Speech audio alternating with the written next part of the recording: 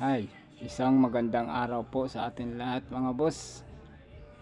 Ngayon naman po ay may nagtiwala naman po sa atin at tayo ay tinawag ng ating kaibigan upang mag-install ng ceiling. Ayan, naglalagay pa lang po kami ng metal faring para sa ceiling joint framing. Yan, tinatapos na po ng ating kaibigan yan. At ako naman po ay naglalagay ng additional electrical para sa lighting natin, upang malagyan na rin po natin ng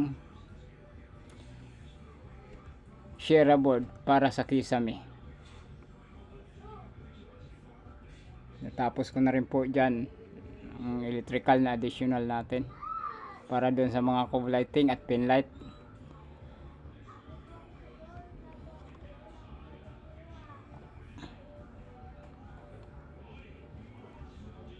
Habang naghihintay tayo ng materyales mga boss, yung ating kaibigan ay nag-uunti-unting minamasilya na po ang kisame para dun sa kalahati. Wala pang takip yung kalahati. Ngayon pass forward na po tayo. Nandito na i-install na rin po namin. Nailagay ko na rin po yung PVC ceiling panel at nalagyan na rin po ng center light. Mahuhuli lang dyan yung sa cove light nya, tapos pintura sa ilalagay. Yan, para ma-finish paint na natin yan. Napakasimple mga boss ng ating disenyo. Yan ang usapan pala namin dyan ng may-ari. Yan ay kisame lang po ang gagawin.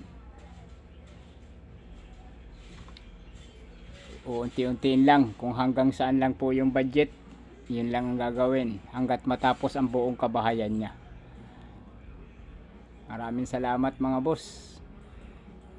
Yung mga masugid na sumusubaybay sa amin mga video, nanonood sa aming mga gawa, maraming salamat. God bless sa inyo.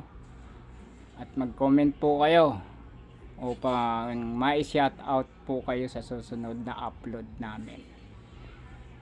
Thank you. At sana'y nasa mabuting kalagayan tayong lahat mga boss. Ingat po ang lahat. Maraming salamat. God bless.